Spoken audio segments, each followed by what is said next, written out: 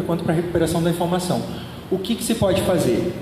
Na página onde se cadastra o artigo, isso o próprio autor pode fazer quanto os próprios editores, você altera o idioma lá em cima e quando tiver em inglês, você preenche o título em inglês, o abstract, as keywords, e quando tiver em português, você coloca o título, palavra-chave, em resumo, enfim, de acordo com o idioma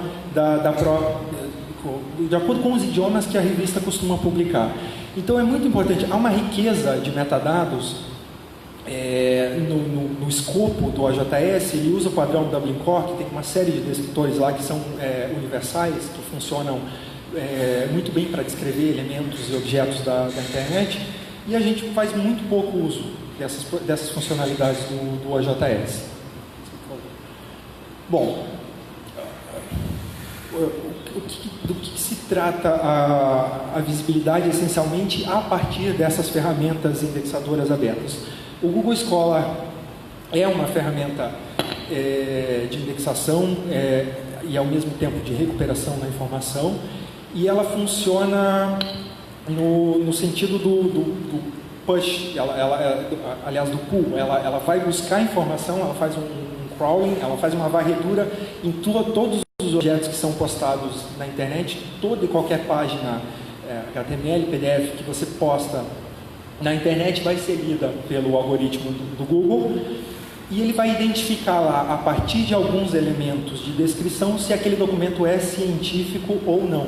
Então, por isso que é muito importante descrever ricamente os artigos científicos, para que o Google Scholar identifique o mais rápido possível que aquele é um documento científico e integre a sua ferramenta de busca. Então, existe essa prática, por exemplo, eu lembro já de ter visto algumas orientações nesse sentido, de você criar perfil no Google Acadêmico e ir lá cadastrar os artigos. Isso é totalmente desnecessário. Se você identificou de maneira bem detalhada o artigo científico, se ele é legível por máquina, ou seja, se ele está disponível em formato HTML ou mesmo em formato PDF, que não seja aquele formato em imagem, o Google vai conseguir ler esse artigo, ele vai identificar que ele é científico e ele vai indexar automaticamente. Então não precisa ter trabalho de entrar lá, criar perfil e ficar cadastrando artigo a artigo no Google Acadêmico. Ele faz isso automaticamente. E aqui nessa página ele dá orientações de como fazer a identificação, como detalhar a descrição dos artigos, essencialmente o que a gente estava discutindo antes, para ele ser mais rápido indexado pelo Google Scholar. Pode seguir. Outro elemento de visibilidade também é o diretório de periódicos de acesso aberto, Directory of Open Access Journals, o DOAJ, e ele também traz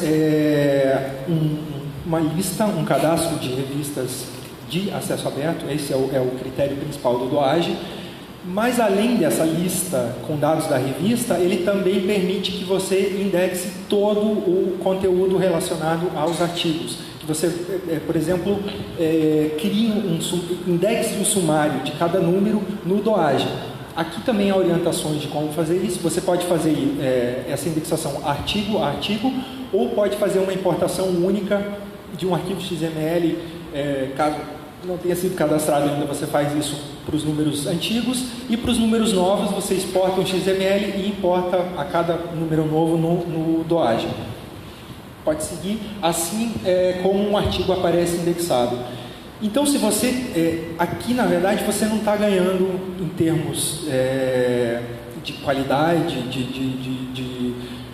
digamos, você não obviamente, o DOAJ ele atribui um selo de qualidade às revistas que cumprem o critério do acesso aberto, mas o ganho principal aqui é de difusão e visibilidade dos artigos. Por que isso é importante? Pode ser. Porque você vai encontrar uma série de benefícios de longo prazo a partir da visibilidade. Se você tem mais visibilidade, se as pessoas leem, se as pessoas ficam sabendo de artigos publicados na sua revista, tem mais interesse na sua revista e, portanto, vão submeter mais artigos para a sua revista. Elas vão querer interagir com a sua revista. Em tendo mais submissões, você vai ter mais artigos, obviamente, você vai ter um rol maior de artigos para poder escolher aqueles que você quer publicar ou não, ou, digamos assim, a sua taxa de aprovação vai ser maior em função da ampliação, obviamente em função da taxa de submissão, é uma questão orgânica. E em você publicando mais artigos, você vai ter uma maior variedade de autores, maior variedade de idiomas, você vai ser citado por um público mais amplo, mais variado também, o que convencionou-se chamar de impacto, mas já impacto ou fator de impacto já são termos fortemente questionados dentro da comunidade científica, e então não necessariamente a gente não sabe, na verdade, a gente sabe que está sendo visto, isso você pode medir, você pode contar, meu artigo foi baixado, meu artigo foi visualizado, você sabe que ele foi lido, ou melhor, você sabe que ele foi visto, que ele foi acessado, e possivelmente lido, mas se aquilo está causando impacto ou não, você não tem como saber, você só vai saber se aquele estudo realmente impactou na vida das pessoas. E o que é impacto também? É impacto social? É impacto é mudar comportamento? Enfim, citação não mede impacto. Fator de impacto não mede impacto.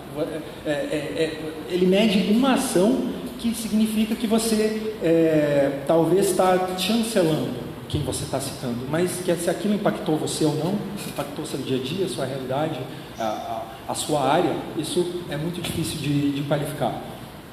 E em você tendo mais variedade, você vai ter mais poder de barganha, você vai ter mais condições de negociar a indexação nas bases que são mais exigentes, que exigem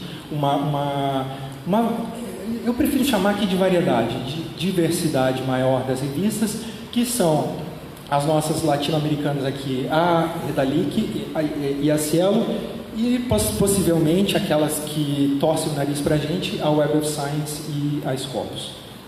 Também há outros benefícios de longo prazo, que é a curadoria de metadados. Esse tema está muito em voga. Também a questão da preservação digital. Uma das possibilidades de você preservar digitalmente é você ter um objeto bem descrito e descrito no maior número de lugares possíveis. Como é que é feita a preservação com relação a incêndios, por exemplo? Para você se precaver que um incêndio queime seu servidor com todos os seus documentos, você coloca um servidor em vários prédios diferentes, porque se tiver um servidor cheio de arquivos aqui nesse prédio, e esse prédio pegar fogo e o servidor queimar junto, você não tem mais acesso àqueles arquivos. Então você vai colocar um servidor lá no outro prédio, onde não há risco de incêndio ocorrer simultaneamente, e você vai criar um termo técnico chamado redundância. Então, se eu salvei um arquivo aqui, automaticamente, redundantemente, ele vai salvar uma cópia lá no outro prédio, no servidor, de modo que se houver uma catástrofe aqui, ele vai estar salvo lá na outra edificação. Com relação aos metadados, é a mesma coisa. Se eu cadastrei meus metadados no DOAJ e no Google Scholar, pode pegar fogo no Google, enfim, o governo, a União Europeia decide fechar o Google porque não concorda, existe um bloqueio, ou os diretores da Google surtam e resolvem fechar a empresa, como tem acontecido com várias aplicações. Você não perde seus dados, porque eles vão estar cadastrados em outra base de dados. Ou também você vai ter no Redalic, vai ter no Cielo, enfim, é importante você ter os dados descritos da mesma forma, com a mesma riqueza de detalhamento, em várias fontes diferentes. E uma vez que você descreve bem seus metadados, você tem de quebra a questão da interoperabilidade. Como eu falei para vocês, o XML gerado a partir do OJS para você exportar pelo DOAJ é simplesmente marcar 2 ou 3 opções ali e apertar no botão, você gera um arquivo completinho para você, que você já cadastra interoperável, de maneira interoperável numa outra base de dados. Então, você tem uma série de benefícios a longo prazo que invocam você olhar com cuidado para aqueles documentos que você está produzindo dentro de um processo interno, onde o controle de qualidade é seu, é do editor, é da revista, da equipe da revista, e independe das N normativas das diferentes bases de dados que você vai atender se você tiver digamos assim, a sua casa bem arrumada. Então, é essa contribuição que eu procurei trazer hoje. Obrigado pela atenção. Espero que a gente possa trazer bastante discussão posteriormente. Obrigado.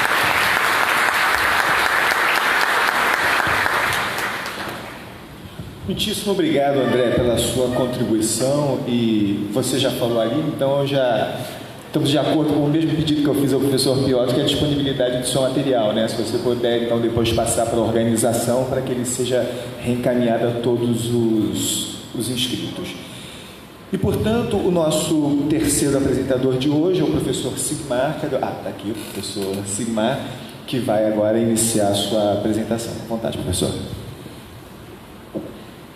Bom dia a todos, muito obrigado pelo convite muito amável da Natália, para que eu estivesse aqui com vocês.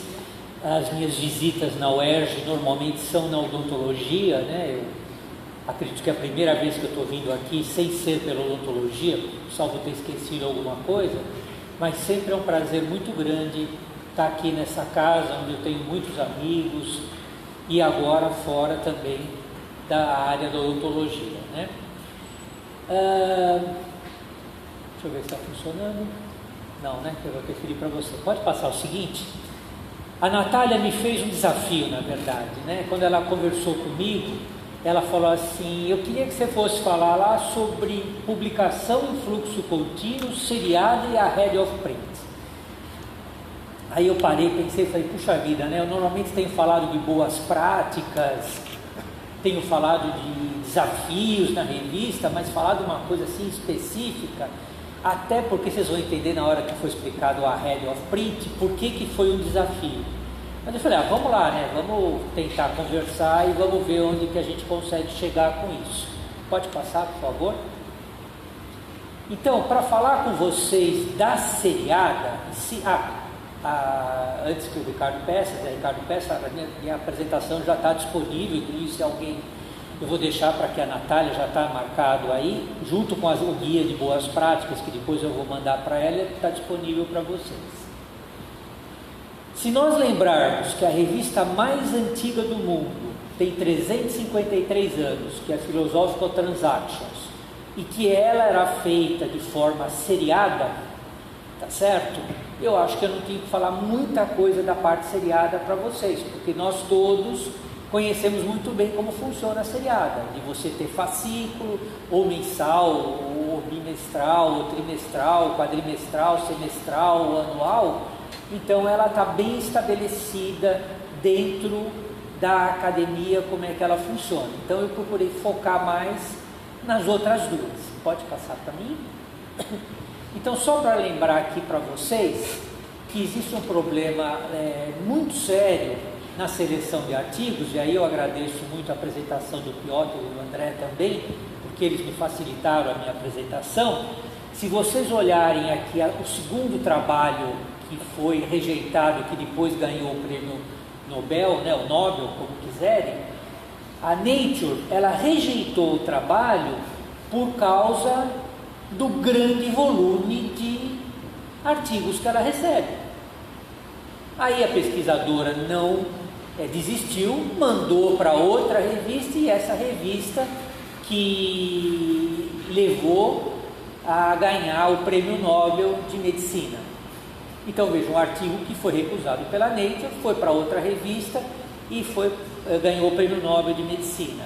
Isto é um problema sério, porque nós temos que selecionar os artigos para nossas revistas, e os nossos artigos, eles têm que estar rapidamente disponíveis para o público, tá? Imagine você, se você mandou no ano de 1937, né, do ciclo de Krebs, você mandou para uma revista como a Nature, até você receber esse artigo de volta, mandar para outra revista, quanto tempo esse conhecimento ficou longe do público, né? Pode passar? Então, quando nós falamos do ciclo de um periódico, quanto mais qualidade ele tem, pode passar mais um, mais citação ele recebe. Quanto mais citação ele recebe, pode passar mais um, por favor, maior o fator de impacto dele. Quanto maior o fator de impacto, mais submissão ele tem. É verdade que nós aqui no Brasil temos uma anomalia que chama-se Qualis, né? A gente não vai discutir isso, porque nós tivemos lá em Goiânia, eu estive conversando com a Lívia da CAPES, e a CAPES está colocando isso da maneira perfeita, da mesma maneira que eu penso. Qualis só serve para curso de pós-graduação, ponto. Não serve para avaliar professor, não serve para avaliar revista, não serve para nada, só serve para programa de pós-graduação. Qualquer uso do Qualis para fora disso é um problema. Aí vocês vão falar, mas eles fazem. Eu falo, eu não consegui mudar na minha unidade. São José dos Campos, da Unesp, eu não consegui mudar. E quando eu fiz parte do comitê editorial do CNPq, das revistas que dá o fomento das revistas do CNPq, eu cheguei lá com a ideia, todo mundo concordou comigo que o Qualis era um absurdo. Saiu o edital e eles continuam fazendo o Qualis.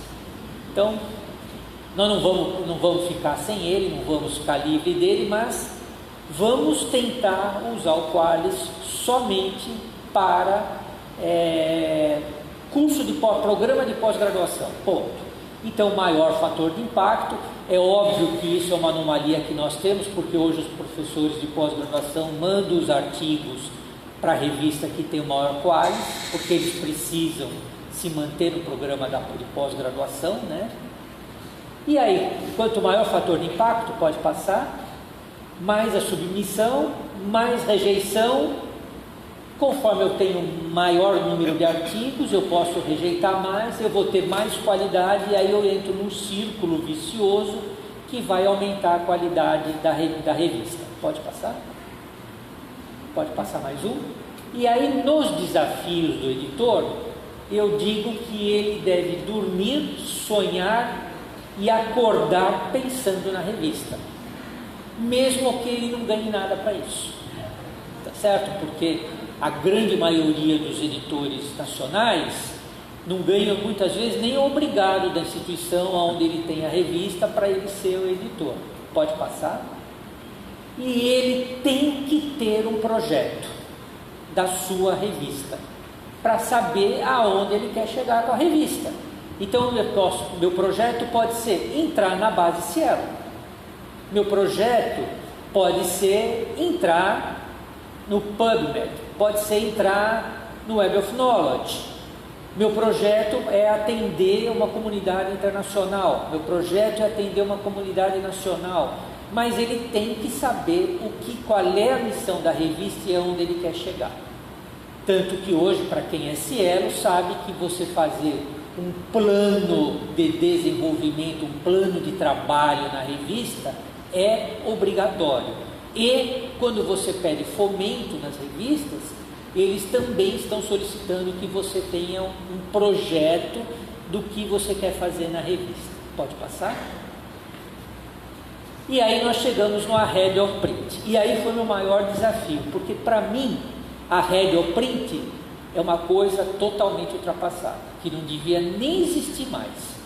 Aliás, outro dia nós estávamos no Cielo, estávamos discutindo isso, a Solange, o Abel, a Denise, nós estávamos discutindo essa história da Arredo ao Print, e a Solange ainda virou e falou assim: nossa, isso dá um trabalho louco para a gente no Cielo. Porque o que é o Arredo ao Print, na verdade? Passa o seguinte, isso pode parar. Significa que o quê? Você tem uma revista seriada, uma revista impressa. Aí você publica essa revista no bimestre ou no trimestre, ou no semestre ou no ano.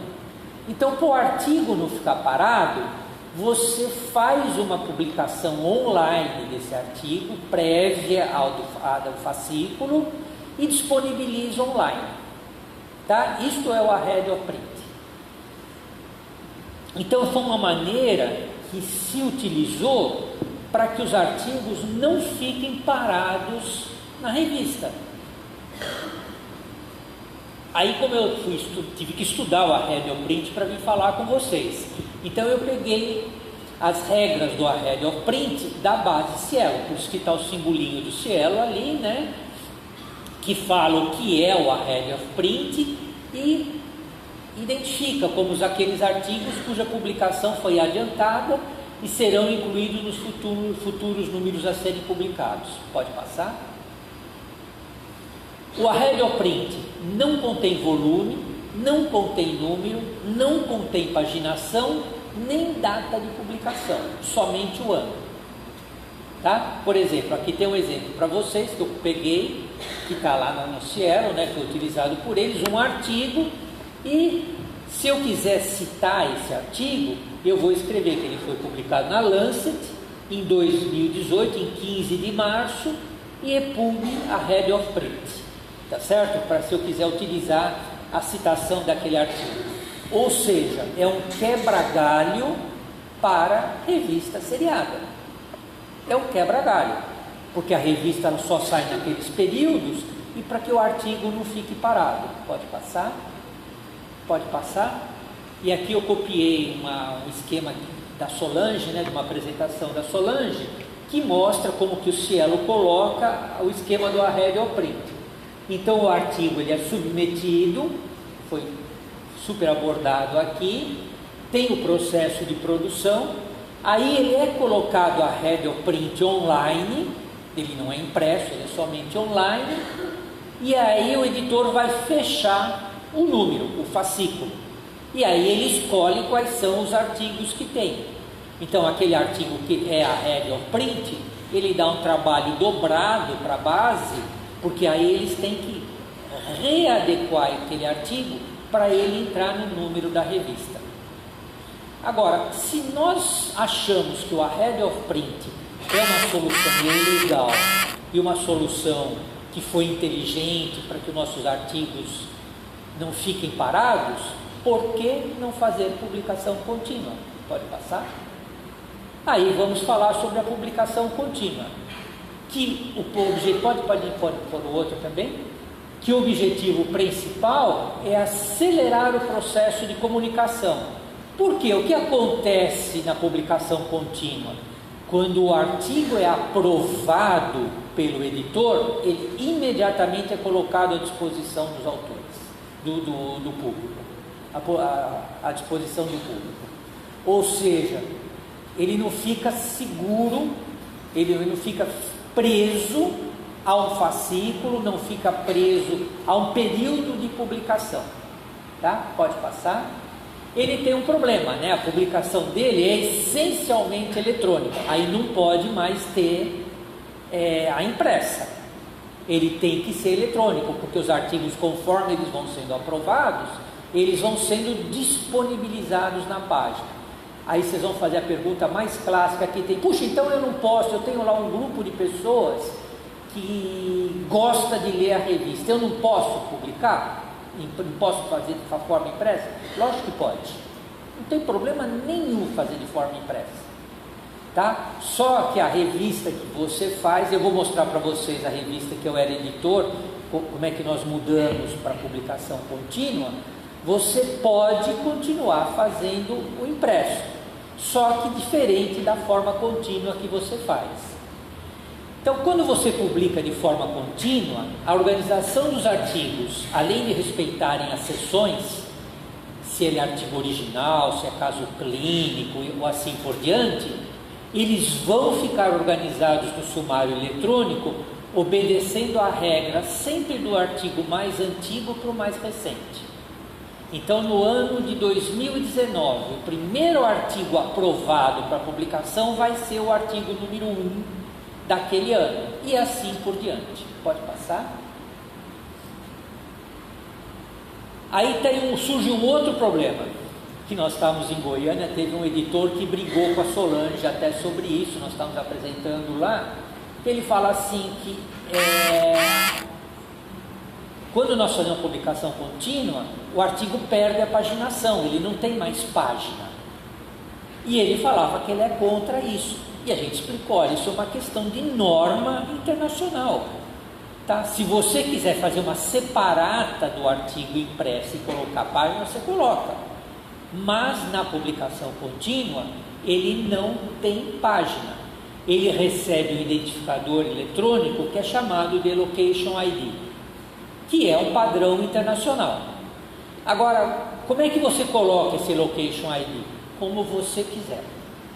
Você pode colocar por ordem de chegada, você pode colocar pelo número de registro do artigo na revista.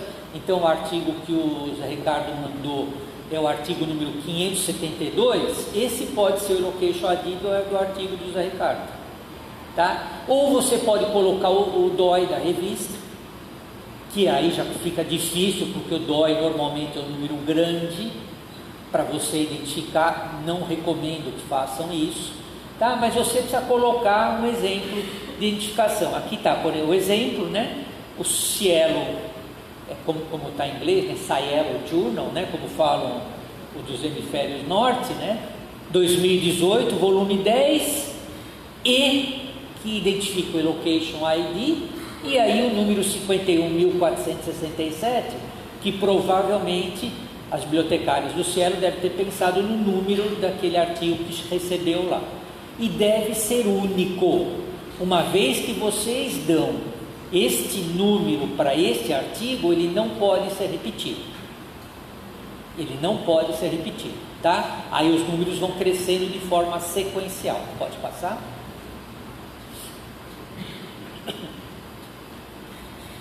Ainda a publicação contínua, ela pode ser de duas maneiras. Eu posso manter o volume, então eu mantenho, por exemplo, o ano de 2018 é o volume 28, então todos os artigos que entram naquele volume, que eu classifico naquele volume, são do volume 28. Eu posso fechar por números. Eu posso colocar volume 28, número 1, e aí estabelecer quantos artigos eu quero, e depois acrescentando, que é uma bobagem isso, mas posso fazer. Ou eu posso fazer num único volume, ou seja, não tem mais ano. Então a revista Cielo Journal, ela não tem mais ano, ela é um volume, ela não tem mais volume, desculpe, ela tem uma publicação contínua, é um único volume, onde o que muda é o ano. Pode passar? Só tem um problema, tá? Que aí eu vou mostrar para vocês que aconteceu comigo na minha revista, porque a revista que eu era editor foi uma das primeiras que entrou em fluxo contínuo, em publicação contínua na base Cielo. É você controlar o fluxo editorial. Esta é a grande armadilha da publicação contínua. Porque se eu devo ter, de acordo com os critérios Cielo, tá, 90 artigos por ano na área de saúde, é um número considerado ideal, no fluxo contínuo, na publicação contínua, eu tenho uma tendência muito grande a aumentar o número de publicações que eu coloco naquele ano. E isso me traz um problema seríssimo, porque isto pode levar a uma diminuição no fator de impacto da revista, tá? Então eu tenho que tomar muito cuidado, eu tenho que dosar esse número de artigos que são publicados por ano, para que eu não exceda aquele número que a revista considerou por ideal, que pode ser pelos critérios Cielo, e aí tentar manter dentro daquele número. Aí eu vou contar para vocês o que aconteceu com o editor que me substituiu na minha revista. Aliás, faça o seguinte, isso aí está a revista que eu era editor. Então vocês estão vendo aqui, até 2013 ela era seriada, tá? Aliás, até 2010 ela era trimestral. Quando eu assumi, ela era trimestral. Eu assumi essa revista em 2009, em 2011 eu passei ela para bimestral, e em 2014 nós passamos para publicação contínua. E vejam vocês que 2014, 2015, 2016 ela tinha o número 1, e nós fazíamos um número especial. O que era o número especial? Eram números encomendados pela revista.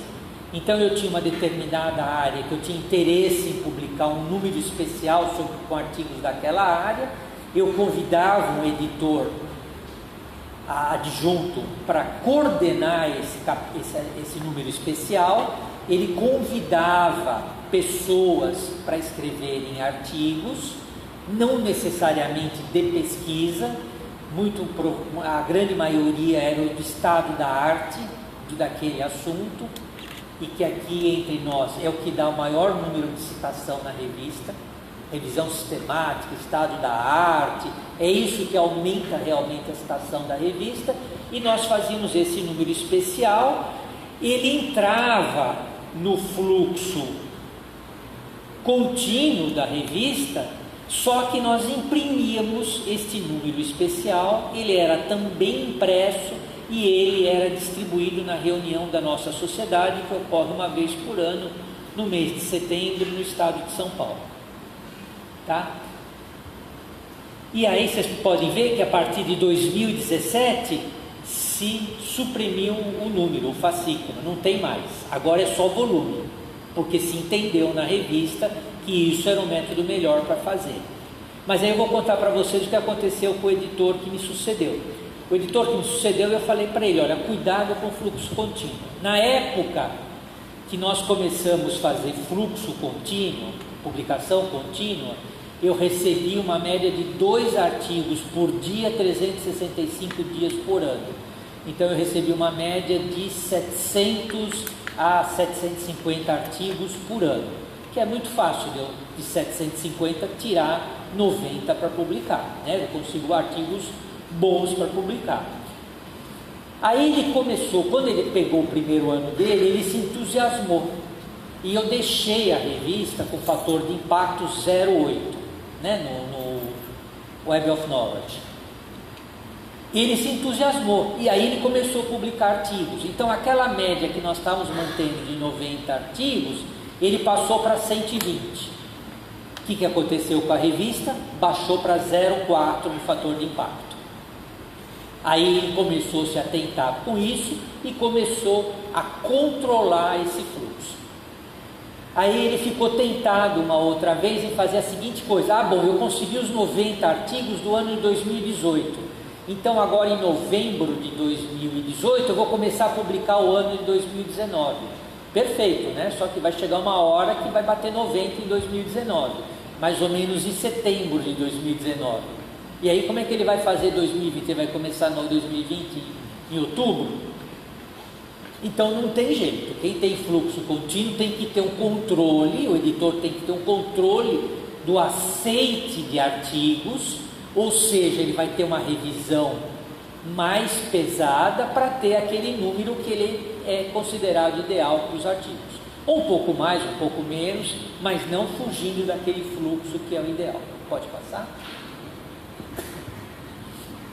E aí tá, de novo, eu copiei uma apresentação da Solange, né? O artigo é submetido, é feito o processo de produção e ele imediatamente vai para a publicação. Ou seja, o artigo ele passa a ser disponibilizado muito mais rapidamente. E acaba, gente, uma coisa que eu como editor odiava: fechar fascículo de revista. Eu tinha pavor disso, porque aí quando eu sentava com a minha equipe para fechar a revista, eu tinha, olha, tem um autor aqui que mandou teve 3 artigos aprovados. Eu não devo colocar 3 artigos aprovados no mesmo número. Tem muito artigo de uma área e não tem nada da outra área. Vamos fazer o equilíbrio, vamos passar na frente aquele lá para equilibrar o número de áreas, porque a minha revista atingia toda a área de odontologia, então eu tinha que contemplar todas as áreas. Publicação contínua acabou com isso. O artigo está aprovado, ele está publicado. Se o autor mandou 3 artigos e os 3 foram aprovados e os 3 estão em seguida, já não é mais problema do editor. Já não é mais problema do editor. Se mandou 10 artigos da área de periodontia e nada da área de cárie, também já não é problema do editor, porque ele está publicando os artigos conforme eles vão sendo aprovados. Aí eu tenho que tomar cuidado, porque se eu tive 10 artigos aprovados de periodontia, eu vou ter que ser mais duro nessa área para restringir o número de artigos nessa área, para permitir que outras áreas também tenham artigos publicados, entendeu? Pode passar? Então, fazendo uma comparação dos dois, né? Ambos os artigos, tanto a Rédia Print como publicação contínua, eles representam artigos já finalizados. No entanto, a Rédia Print ainda não integra o fascículo e, portanto, não possui as informações de volume, número, paginação, data e seção. E ele vai ser incluído no fascículo posteriormente. Pode passar? A publicação contínua já possui todas as informações de composição do fascículo, não possui mais paginação convencional na forma eletrônica, e sim o identificador eletrônico, que é o Location ID. Tá? Então, para quem gosta do Arredio Print, já parte para a publicação contínua, porque vai ser muito melhor e, por incrível que possa parecer, facilita muito a vida do editor, porque não ter que fechar fascículo é muito bom. Eu não preciso fazer uma reunião de fechamento. Eu vou colocando os artigos e vou fazendo o controle, que pode ser feito tudo por internet. Pode passar? O Arredio Print atende às necessidades de periódicos que ainda publicam na versão impressa e necessitam continuar utilizando paginação sequencial dos artigos. Pode passar? E a modalidade de publicação contínua, ela é essencialmente voltada a periódicos que só publicam na versão online. Então eu vou contar para vocês o que aconteceu na revista quando eu era editor, quando eu passei para fluxo contínuo, para publicação contínua. Eu tinha 10 assinantes na revista. E aí nós decidimos em 2014 que nós íamos passar para publicação contínua.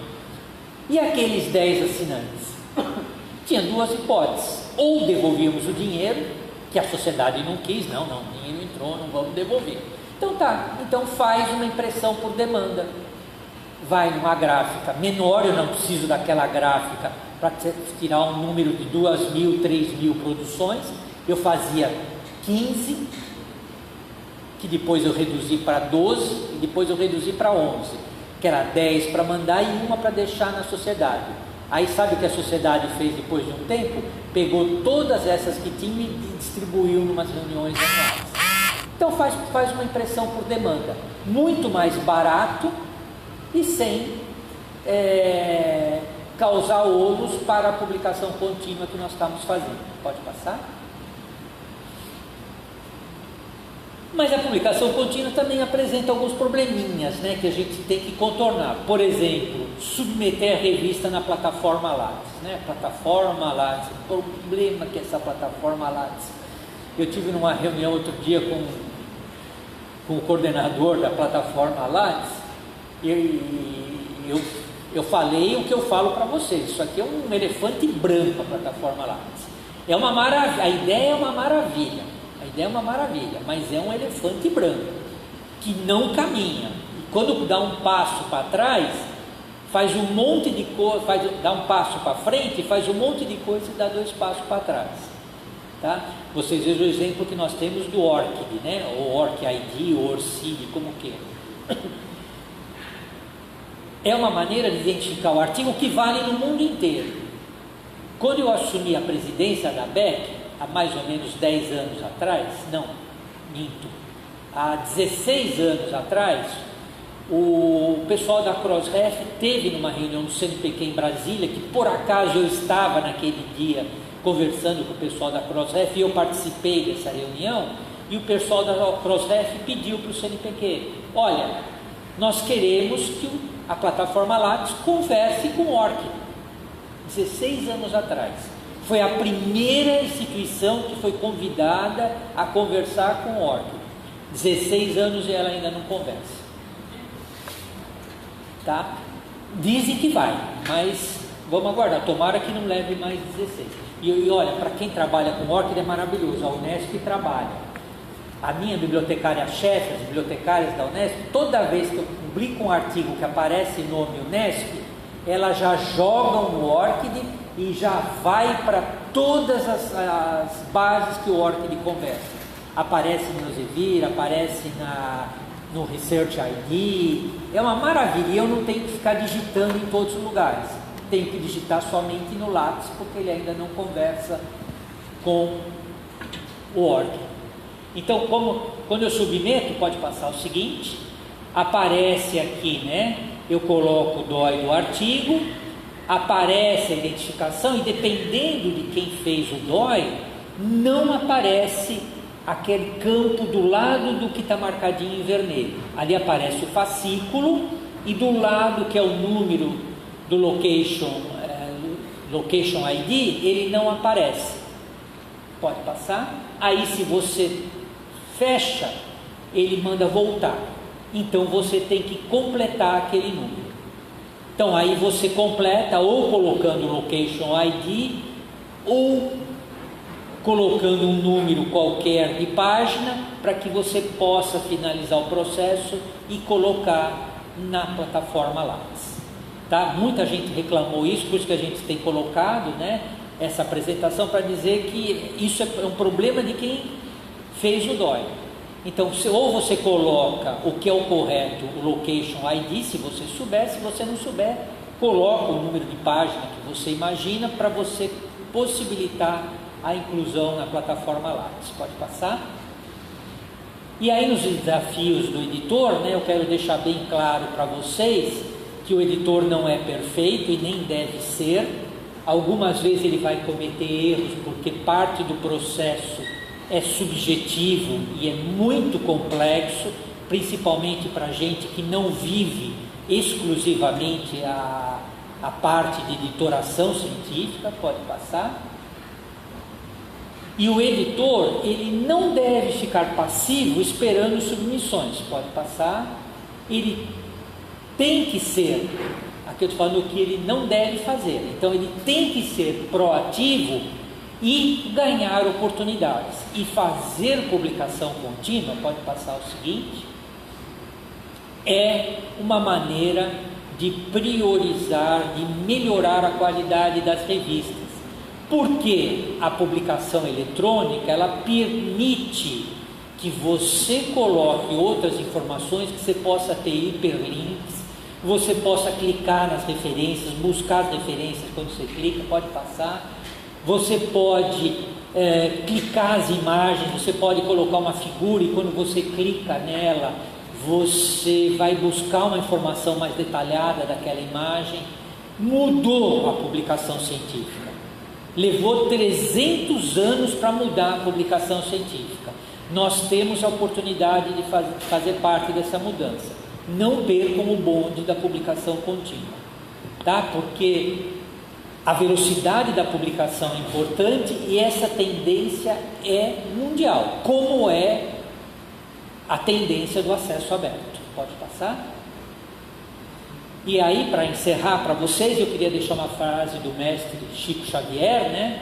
Que ele diz assim: o caderno em branco chama-se tempo, e nós somos autores de todos os capítulos que se desenrolam por fatos vividos no livro da eternidade. Por isso que nós temos que ser proativos e mudar, ou pelo menos tentar mudar a nossa cabeça. Pode passar? Eu sou um trekker, né? Adoro Jornada nas Estrelas. Como nós estamos chegando perto do Natal, eu trouxe uma mensagem de boas festas para vocês de um trekker, né? Muito obrigado.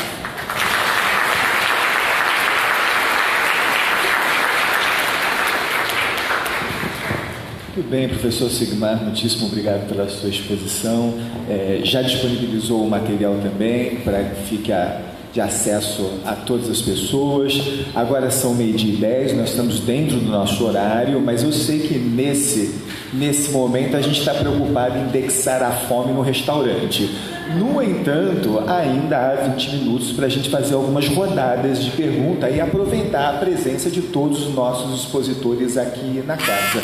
Então nós vamos fazer isso da forma mais simples possível, né? Eu vou perguntar quem tem alguma questão para ser colocada. A Natália está aqui com o microfone, que pode levar até a pessoa inscrita, e aí na sequência os nossos expositores então respondem, reagem às perguntas, ok? Podemos fazer desse jeito? Sim? Então vamos tomar aqui o silêncio como uma concordância. Quem se inscreve para fazer pergunta? Já tem? Tem alguém? Tem? Tá. Então, só vou pedir que a pessoa inscrita se identifique, diga o nome, a instituição de origem, se está vinculado a alguma revista.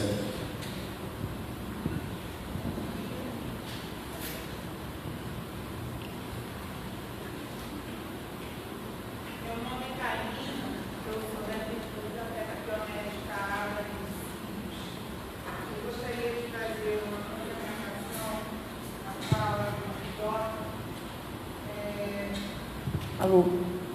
Eu indexo há muitos anos, há 20 anos, e eu sempre vi uma quantidade significativa de artigos com um número indefinido de autores, né? São artigos, às vezes, até com 15 autores, 20 autores, e eu percebo quando o autor principal tenta converte esse artigo num livro ou numa tese, o número cai para um autor, ou o autor e o orientador, né? E isso muitas vezes é falha da própria revista, de não apresentar nas suas normas de publicação um critério específico para a quantidade de autor. A meu ver, como bibliotecária, o autor, ele é aquele que tem a ideia, que desenvolve a ideia e escreve sobre ela. Ele pode ter um orientador. Agora, aquela pessoa que participa, porque desenhou uma tabela ou ajudou na elaboração de figura, contribuiu de certa forma para a pesquisa, eu penso que no artigo poderia ter uma parte reservada para coparticipação ou para uma nota de agradecimento a essas pessoas, né? E eu considero isso, usando a sua própria fala, um abuso. Que essa pergunta então foi dirigida ao professor Piotr. Talvez só para a gente otimizar o tempo, a gente poderia fazer aí 2 ou 3 perguntas. Os nossos expositores aqui, então, eles estão já anotando, memorizando a questão, e a gente com isso consegue dar mais oportunidades de falas. Tem alguma outra pessoa inscrita para fazer uma outra pergunta? Pedir também que se identifique. Tudo bem. Bom, meu nome é Maria Hermínia, eu sou editora, atualmente estou como editora-gerente de uma revista muito pequenininha, que a gente está tentando ter mais visibilidade, que é Cadernos do IME Série Matemática. Na verdade, não é uma pergunta, é uma dúvida que eu fiquei. Eu queria perguntar para o professor Sigmar, que é o seguinte: eu não entendi muito, o senhor até falou que o problema da paginação, da publicação fluxo contínuo, seria uma coisa internacional. Mas no nosso caso, nós deixamos de ter a revista impressa e já estamos com a revista eletrônica há bastante tempo. Só como ela é uma revista pequena, é de matemática, então, até por causa da qualidade, a gente tem, na verdade, poucos artigos. Nós temos, por enquanto, uma publicação seriada anual, que a gente estava até tentando passar a ser semestral. Mas eu fiquei interessada pelo fluxo contínuo, porque uma das reclamações que eu tive muito esse ano, não é bem reclamação, né? Os autores que já tinham sido aceitos logo no início do ano ficavam muito aflitos em saber quando que ia sair a publicação. E no nosso caso, que é eletrônico, não teria problema nenhum em fazer o fluxo contínuo. Eu botaria o ano, né, o número, o volume, e na ordem de chegada, né? Então eu não entendi qual foi a dificuldade da paginação, no caso da revista puramente eletrônica, porque, primeiro, tem 15 páginas, porque, na verdade, eu mantive até essa ordem na publicação seriada desse ano, que eu já até coloquei, já está publicada. Eu peguei o primeiro artigo, né? Foi o primeiro, 15, 10 páginas de 1 a 10, né? Então, eu não entendi muito a dificuldade da paginação. Sabe por que a paginação às vezes é importante?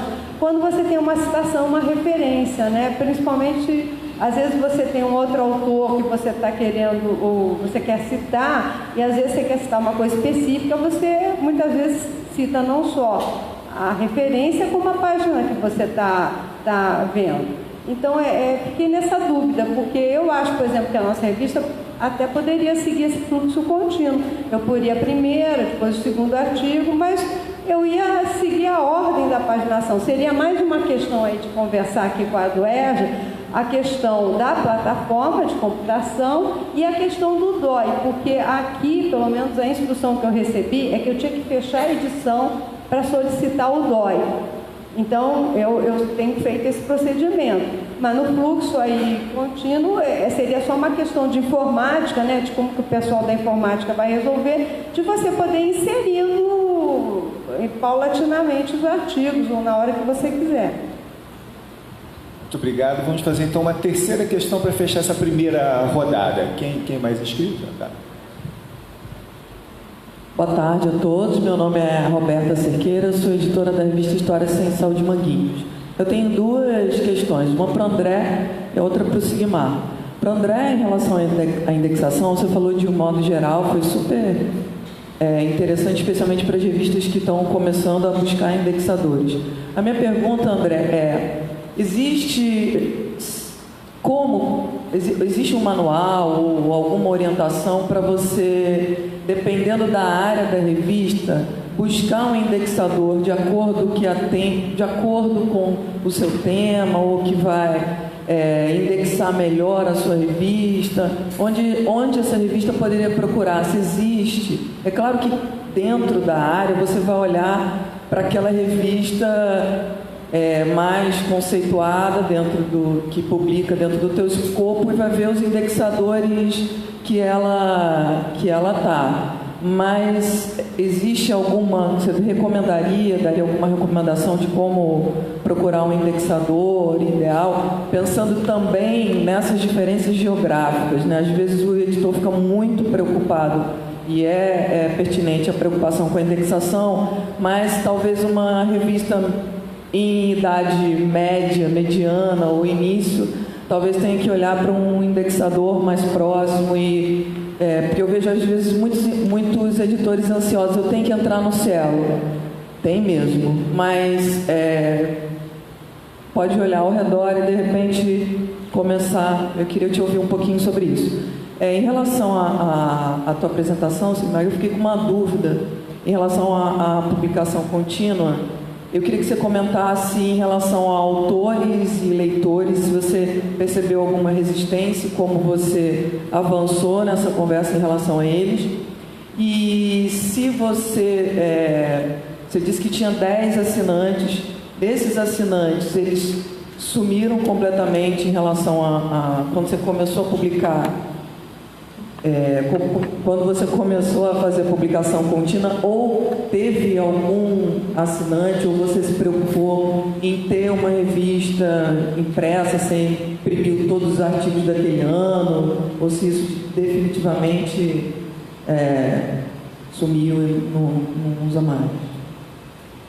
Ok, muito obrigado. Então a gente agora parte para as respostas e reação aqui dos nossos expositores, que tiveram perguntas endereçadas, mas também podem comentar outras perguntas se tiverem algum aporte.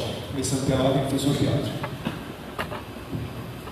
Então, concordo 100% com você. Eu já me senti abusado várias vezes, né, de ver que um artigo que a gente recebeu no processo editorial teve mais contribuições do que muitos daqueles nomes que estavam lá indicados como pseudo-autores. Então, isso realmente é uma coisa que me incomoda muito, né?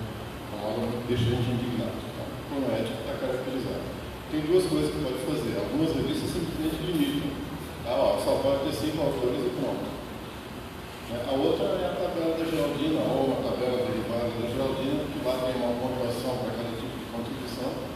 E claro que você não tem como verificar isso, mas você pode recomendar aos autores que sigam a tabela da Geraldina ou alguma outra, né, para caracterizar a autoria a partir destes pontos que a Geraldina esqueci. Você viu que ali embaixo tem pequenas contribuições também, com nomes, como o cara tem que fazer muita contribuição pequena para virar autor.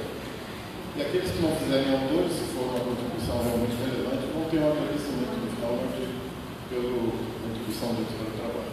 Acho que a maneira de fazer é isso, colocar a limitação de autores e sugerir que seja seguida uma tabela de créditos de autoria para definir se a pessoa é autor ou apenas vencedora da agradecimento.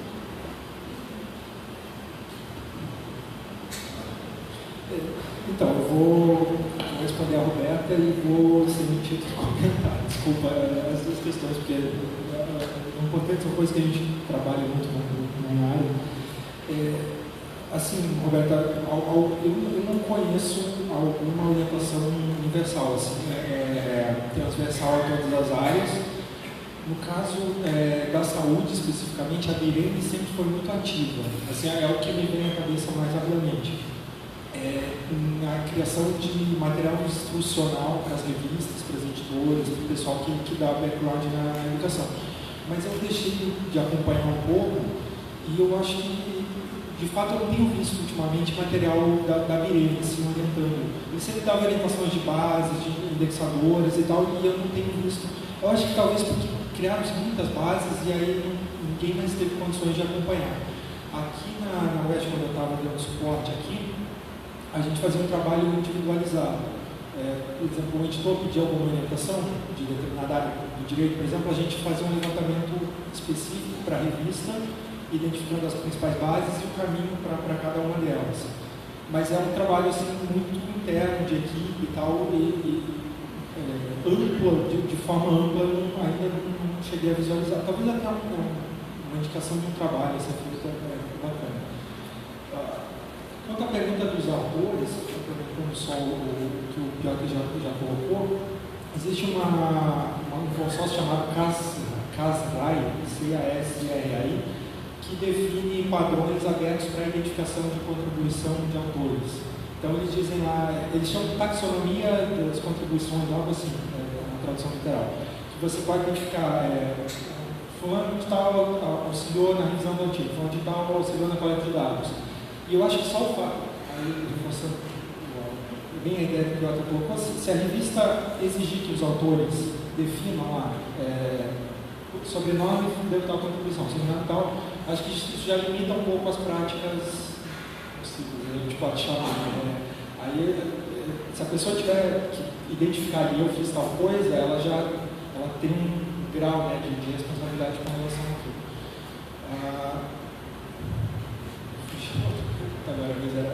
Sim, com relação à identificação, aí também eu estou trazendo aqui a ideia justamente da documentação e da biblioteconomia. Se a gente pensar numa revista impressa, como é que a gente fazia anteriormente para quando a gente lia ela de forma impressa e precisava localizar na biblioteca? Você sabia o título, aí você olhava para o número, para o ano, depois para o volume, depois para o número, isso tudo na estante. Então você tinha um caminho, aquela legenda biográfica do artigo, ela te dava um caminho para você localizar o artigo dentro da estante. A última coisa que você olhava era o número da página, você ia folheando, então aquilo nada mais é do que um endereço, um localizador, para você achar o artigo impresso na estante da biblioteca. E o que a gente tem hoje? Uma URL, simplesmente. Toda aquela descrição, aquele endereço complexo, tornou-se uma URL ou um identificador digital ou um número DOI, enfim. Então, por isso que na publicação contínua você tende a simplificar, você tira todos esses elementos e substitui pelos identificadores criados para o ambiente digital. Entendeu aquela introdução? André, é isso mesmo. Toda contribuição é importante aqui. Agora eu fiz assim. Também vou dar meu pitaco na autoria. Vou contar minha experiência. Tá? Quando eu assumi a revista, eu recebi artigo de caso clínico, ou seja, fazer um paciente e vinha com 12 autores. Eu falei, não é possível 12 pessoas que atenderam um único paciente para fazer um caso clínico de uma restauração de um dente. Às vezes é uma cirurgia complexa, isso justifica. Mas um dente, você ter 12 autores, aí eu limitei o número de autores da minha revista. Foi uma revolução. Arrumei inimigo, acho que até hoje. Aí o que eu fiz? Eu coloquei o seguinte, até 4 autores, não é que eu pedi o número de autores, eu coloquei até 4 autores, você não precisa justificar. Acima de 4 autores, eu quero saber o que cada um fez no artigo. E recusei muito. Cheguei a recusar tanto que cheguei a ter número de revista que eu quase não tinha artigo para publicar na época. Mas era um processo de aprendizado. Hoje, na revista, 10 anos depois, ninguém mais discute isso. Eles já procuram mandar 4 autores porque eles sabem que é a norma da revista, está escrito na norma da revista. Se é mais de 4, eles começam a justificar. E a gente segue a norma de Vancouver, que que é as normas lá do IC do JE, ele coloca lá o que é cada um como seu autor. E tinha que vir com aquelas 3 justificativas lá, senão não dava. Aí o que eu fazia? Eu recusava e eu mandava as 3 justificativas para ele. Está recusado porque ele não atende os 3 itens do ICMJE, para ensinar para eles o que era autor do artigo científico. Passei 2 anos sofrendo. Aliás, você quer arrumar inimigo, vai ser editor de revista. É a coisa mais fácil de arrumar inimigo, porque o revisor recusa, mas você que recusou o artigo. Não é o revisor, é o editor maldito que está lá trabalhando contra mim. Não tem jeito, é uma nova maneira de arrumar inimigo. Então, uma experiência que eu fiz, um aprendizado. Sabe, eu não recusei. Tá, mas me diz o que cada um fez na revista, como eles falaram. Pede para justificar. Você mata na base. Porque eu recebi a justificativa, porque o cara é o dono do laboratório, porque o cara é o chefe do departamento. Eles escreviam isso, porque eles não tinham noção do que era ser autor de um artigo científico.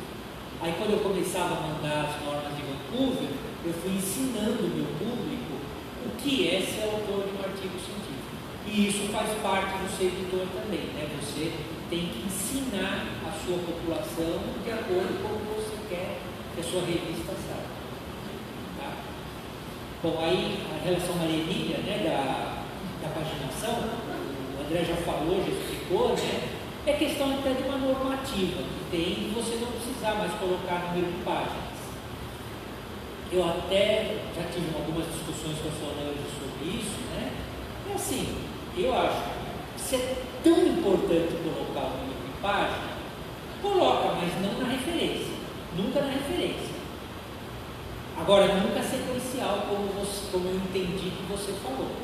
Tá? Então, aí se você quer colocar o número de página, cada artigo começa do número 1 e vai até 3, 4, 8. Não colocar sequencial nos artigos. Tá? Isso acabou mesmo. Mas na hora que você coloca como citar esse artigo, você não usa o número de páginas. Até porque no meio eletrônico você não precisa disso, né? Porque aquele texto em HTML, ele vem num fluxo que você vai lendo. A gente tem dificuldade com isso, né? A gente tem no Kindle, né, que você tem que fazer virar a página, que é uma bobagem isso, né? Se você vai subindo o texto, você não precisa ficar virando página, né? Fala, não tem que ser. Específica, é porque pela matemática, assim como física, às vezes você quer citar uma determinada, sei lá, fórmula, digamos, né? Então, muitas vezes você quer localizar a página para te facilitar a leitura você não tem que ler muito. Quer dizer, eu não vejo muito, eu acho assim, é só uma questão de como que a plataforma, o pessoal que mexe com a computação vai inserir, porque você pode ordenar uma página, não tem problema. Quer dizer, eu fiz isso na seriada, né? Porque a minha, uma vez por ano, eu fui pegando eu fiz exatamente isso, fui pegando a ordem de entrada dos artigos, só que eu retive esses artigos todos, né? E paginei de 1 a 15, sei lá, 16 a 20 a não sei quanto, entendeu? É só uma questão, quer dizer, realmente não vejo qual é a dificuldade disso. E de repente, na minha área, por algum motivo facilita, porque às vezes você tem 500 mil fórmulas lá e você quer ser, eu quero a que está na página 2, eu quero a que está na página 5, né? Não sei se isso acontece em física, mas aqui também, né? A física matemática está muito junto. E às vezes facilita para o outro leitor que está vendo o artigo lembrar, né? Uma coisa assim, né? Não sei, enfim. Eu posso fazer uma adendo em relação a isso? É que na ABNT tem a citação direta, né, que fala que a gente tem que citar a página, é um elemento essencial. Então, no caso dessas publicações contínuas que só tem um número, não tem a paginação, como é que fica com a norma da ABNT de citação de um artigo, no escopo do artigo? Porque existe a citação direta e indireta. A paginação, como o professor explicou, quando você tem volume, número, a paginação ela continua dentro do volume, dentro do ano. Mas quando você tem um identificador, você pode colocar de 1 a 20, de 1 a 15 dentro do artigo. Então você vai sempre citar com um ID junto. Tá, mas aí o ID só informa o ID do artigo geral, ele não informa o número da página que está aquela minha citação. Então, mas direta. aí você numera dentro de cada artigo, você põe uma numeração contínua. Então, se eu sei o ID, eu vou direto no artigo. E aí eu vou procurar aquele número de página dentro do artigo. Exatamente. Eu vejo como uma das saídas. Eu não pipocava para mim. Veja, gente. Pode atribuir uma paginação e colocar em colchetes. Vocês têm que entender uma coisa. Nós estamos mudando. Toda vez que você muda, tem que haver uma adaptação. Tá? Eu vou dar o exemplo da bendita faixa de pedestres, né? Felizmente agora, várias cidades, eu via vindo aqui no Rio, o Uber que me trouxe, o cara punha o pé na faixa e ele parava. Mas eu lembro, eu sou da época em São Paulo, não, ele parava, botou em conflito. Não, então, a gente ainda desconfia, eu desconfio em São Paulo também. Eu quando vou atravessar a rua, eu ponho o pezinho na faixa, mas eu fico esperando ele parar. Tá certo? Por quê? Porque está tendo uma adaptação das pessoas da importância de usar a faixa de pedestres e que tem que respeitar a faixa de pedestres. É a mesma coisa com a publicação contínua. Ela está vindo com regras novas que nós vamos ter que nos adaptar e aceitar essas regras. E vamos nos adaptar usando essas regras. Vai ter um momento de desconforto? Vai. E a gente não gosta de passar por desconforto. Gosta de ficar na nossa área de conforto. A gente tem que ir fazendo essa mudança, ela tem que ser feita paulatina. Vou contar uma coisa que eu não sei se eu podia contar, mas a Amanda e a Solange vão pôr o dedo no ouvido e não vão ouvir. O Cielo vai acabar com a área da frente. Vai ter um prazo aí longo, que vai chegar um ano e vai falar, nós não vamos mais publicar a régua print. E aí vai fazer como? Vai ter que migrar para o fluxo contínuo, lógico. Ou vai ficar com revista seriada, que ninguém mais vai querer publicar na revista, porque demora muito para publicar. Entendeu? Eu acho que é tudo uma questão de adaptação e de ensinar. Em relação ao DOI, ainda respondendo para a Maria Emília, né? O DOI não é por fascículo, o DOI é por artigo.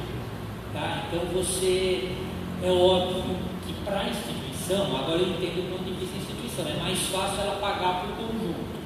Mas isso não tem problema, para a BEC não tem problema, porque agora a BEC recebe os DOIs do Brasil. Né?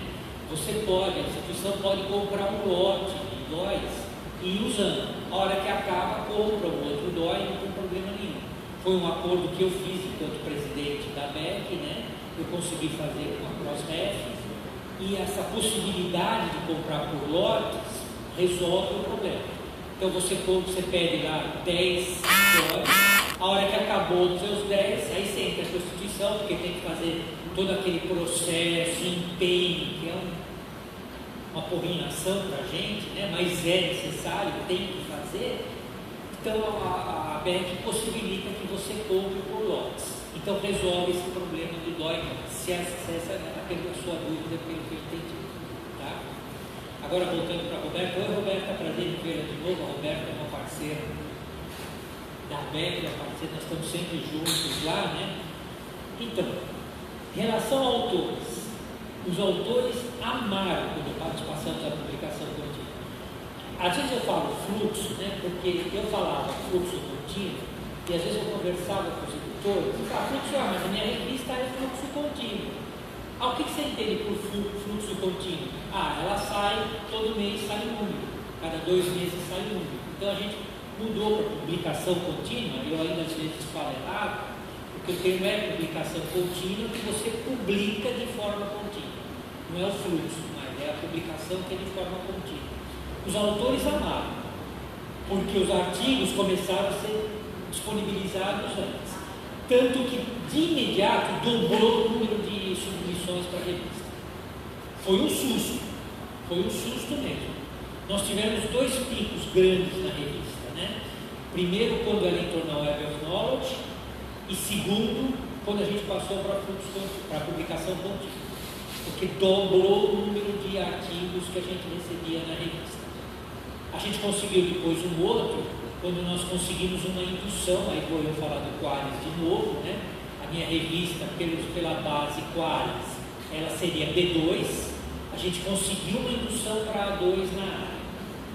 Aí deu um outro boom de publicação na revista. Por isso que o Qualis não pode usar para classificação de revista, tá? Porque tem indução. A minha, pelos critérios, ela devia ser B2, mas a área entendeu como era a revista mais importante dentro da odontologia, ela passou a ser A2. Então, por mérito, ela era B2, mas por causa da área, ela passou a ser A2. Então, como é que você vai qualificar uma revista dessa? Tá? Então, foram os booms que nós tivemos. Agora, quanto aos assinantes, a conversa foi o seguinte: a sociedade não quis devolver o dinheiro para eles, já tinha usado dinheiro para outra coisa, que era uma merreca também, era R$200 ou R$300 para cada um na época. E aí, o que nós falamos? Nós avisamos os assinantes que nós não íamos mais fazer a assinatura, tá? E que a gente ia manter, ia honrar aquele tempo por pressão por demanda, mas que quem quisesse ter a revista impressa poderia solicitar, nós faríamos um orçamento de impressão por demanda e a pessoa pagaria o custo dessa impressão por demanda. Tá? Então a gente manteve essa possibilidade e eu vou te dizer que ninguém quis fazer isso. Ninguém. Mas é assim, aquela história, entendeu? Quando nós falamos de fazer publicação contínua, teve uma assembleia, eu quase fui crucificado. Mas eu gosto de ler papel, eu gosto de ler papel também. Mas hoje, quem vai pegar a biblioteca do papel? Você vai na internet, é muito mais fácil, ainda mais que hoje tem SciHub aqui, deixa todos os artigos disponíveis para a gente, né? Para a gente acessar. SciHub, SCIHUB, que é um site que abre todas as revistas, todos os artigos, embora nós tenhamos o portal periódico CAPES, né, que é uma grande coisa, que aliás usam o portal periódico para que eles não acabem com o portal periódico, a gente pode usar o SciHub. Meus alunos hoje vai todo mundo do SciHub, de vez em quando eu tenho que dar uma bronca. Gente, usa o portal periódico, porque é importante a gente usar para o governo não cortar a verba do portal periódico. É pirata. É pirata. Você quer falar que é uma boa prática? Lógico que não.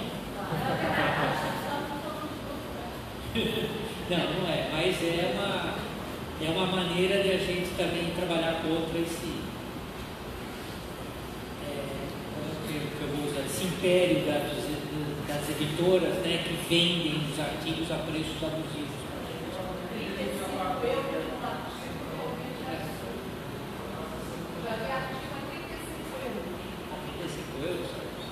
Por mais. Acho que era isso, né, Roberto? Obrigado pela pergunta. Queridos, a gente já está aqui no adiantado da hora. Eu vou então só passar a palavra rapidamente aos nossos expositores para que eles façam a conclusão, tá bom? Professor Piotr. Então, um ou dois ou três comentários. O primeiro deles é que realmente poderia ter esses critérios de envelhecimento que foram citados aqui, né, também valem para você editar o modelo 2.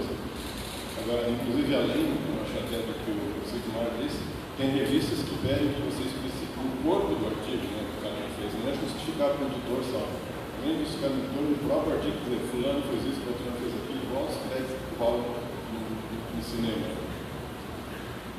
O segundo comentário é sobre o que falou a nossa companheira, André. Vocês percebem que ele focou muito no cuidado que você tem que ter ao indexar o artigo. Isso é um sintoma claro do que está acontecendo. Mas fascículo é uma coisa extinta, né? Fascículo é um negócio que não tem mais nenhum sentido. Não há sentido nenhum em aguardar, juntar X artigos para poder fazer uma publicação. Quem tem vida própria agora é o artigo voa pela internet. Tá? E ele só vai ser localizado na internet se estiver bem especificado nos seus metadados. Então, essa coisa de metadados é muito importante. Como é uma visibilidade da exposição de artigo, eu já entendo que essa definição deveria ter a gente metadados. Questões especializadas estão mais identificadas na metadados. Aqui no portal a gente falou coisa de 80 revistas. Uma perspectiva conservadora de 30 artigos por ano, porque são 2.400 artigos. Tá? Isso, no dia útil ao ano, são 10 artigos. Né? É mais claro, uma pessoa que a gente está lá só cuidando para que sejam os melhores metadados, com o máximo de qualidade, maior pertinência da mensagem. Que aí, em vez de 3 milhões, vai ter 6 milhões, 9 milhões, 12 milhões de acessos. Os artigos vão sendo localizados em nossas cidades e são bem descritos. Outro comentário é a respeito à fala do Sigmar, que acho que foi um pouco elegante, tipo, disse, olha, nós somos contínuos, aceitem-se muitos artigos, aí você baixa o fator de placa, mas o fator de placa só baixa se o pessoal começar a aceitar artigos com padrão menor de qualidade. Então a questão não é aceitar 90%, 120%, 150%, a questão é que a pessoa do fluxo contínuo parece tão fácil, né? Vou dar vazão, mas esse começa a incluir artigos que não são não tem um aporte tão grande nos demais, então acaba não tendo exceção. E a última coisa, talvez uma coisa meio pessoal. O Mar falou que há 16 anos, quando ele estava na DEC, 16 anos eu não estava no presidente. Isso foi depois do Oberheim. 16 anos era o Oberheim. E infelizmente, mas foi um pequeno lado, mas me fez lembrar do Oberheim. Ele está acostumado com mandato de 4 anos e era de 2 anos. Mas o professor do Oberheim, né, que ele faleceu recentemente no mês passado, ele foi um presidente da DEC, e foi uma pessoa excepcional, espetacular, sabe? Eu me senti pessoalmente muito atingido pelo falecimento do professor do Oberheim. E eu vou fazer isso. Por que isso tornou editor de revistas? Ele era casado com a Joana do Oberheim, que era uma agrônoma aqui da Rural do Rio, e ele identificou cedo, no início dos anos 70, o potencial que a Joana tinha de contribuir para a ciência. Ele não via a vazão que ele poderia dar ao conhecimento dela. Então ele decidiu criar a pesquisa agropecuária brasileira, né, como uma forma de veicular maior disseminação do trabalho da esposa dele. O trabalho da esposa dele foi genial na parte de soja, com repercussão até sobre a balança comercial brasileira, na questão que ele investigava de fixação natural do nitrogênio em planta sem necessidade de adequada. E essa pessoa a gente perdeu ali, né? Essa pessoa altruísta, né, de fazer isso para a esposa. Na época do machismo, nos anos 60, vocês imaginam que repercussão você tem, que discernimento que essa pessoa tinha. Eu queria deixar uma homenagem muito grande aqui. Eu quero que faz sentir falta da discussão. Não tem nada a complementar, só agradecer a discussão e coloco à disposição, a gente vai estar aqui na parte da tarde também, caso queiram discutir mais sobre os temas que a gente apresentou. Muito obrigado.